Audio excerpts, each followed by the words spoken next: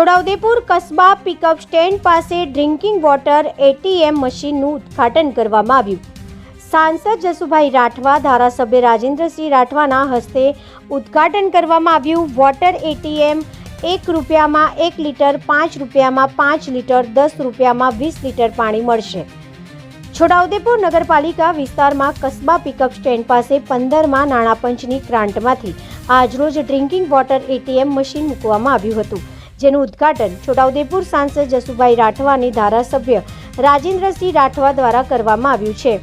આ water ATM મશીનથી રસ્તા ઉપર જતી પ્રજાને પીવાના પાણીની સમસ્યામાંથી છુટકારો મળશે અને શુદ્ધ પાણી મળી રહેશે. રાજ્ય સરકાર તરફથી 6 એટીએમ મશીન મંજૂર થયા છે, જ્યારે બીજા 4ની માંગણી કરી છે, જેનાથી આવનારા દિવસોમાં પ્રજાને આરોવાળું શુદ્ધ પીવાનું પાણી મળશે.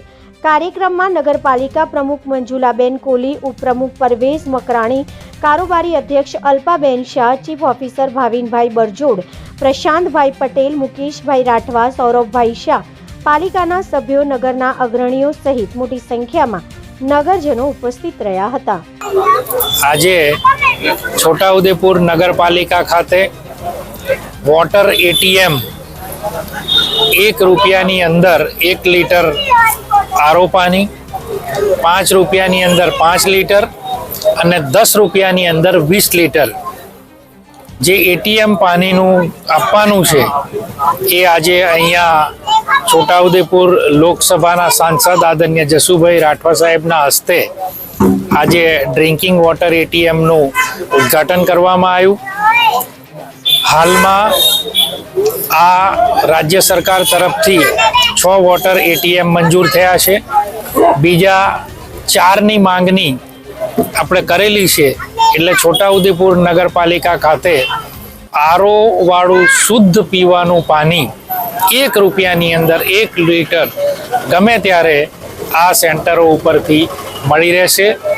આજે હું આનું જે આ ઉદ્ઘાટનના કાર્યક્રમમાં આવ્યો છું, લોકાર્પણના કાર્યક્રમમાં આવ્યો છું, હું અહીંથી રાજ્યના મુખ્યમંત્રી શ્રી આદરણીય ભૂપેન્દ્રભાઈ પટેલ સાહેબનો ખૂબ ખૂબ આભાર માનું છું કે છોટાઉદેપુર નગરપાલિકામાં અમારા દ્વારા માગણી કરવામાં આવેલી ને એ માગણી એમને પૂરી કરી અને આજે આ છોટાઉદેપુર શહેર સહિત અહીંયા આ પિકઅપ સ્ટેન્ડ છે, એટલે કવાંટ વિસ્તારના જે પ્રવાસીઓને પણ અહીંથી ફાયદો થશે, શહેરના લોકોને તો ચોક્કસ થવાનો જ છે.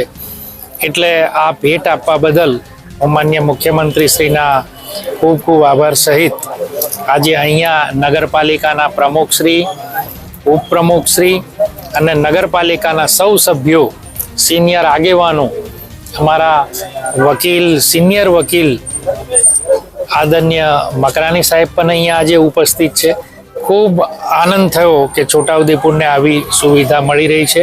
મને શ્રદ્ધા અને વિશ્વાસ છે કે આગામી સમયમાં છોટાઉદેપુરને આવી જ રીતે આપણને ઇલેક્ટ્રિક બસ અને એનાથી ટ્રાન્સપોર્ટ સિસ્ટમ આપણી નગરપાલિકામાં મળે, રિવરફ્રન્ટ મળે, એવા અનેક પ્રોજેક્ટો રાજ્ય સરકારના આપણા પાઇપલાઇનમાં છે. એટલે આવનાર સમયની અંદર આપણે બધા સૌ એવી આશા રાખીએ કે આવી સુવિધાઓ પણ આ નગરપાલિકાને મળે.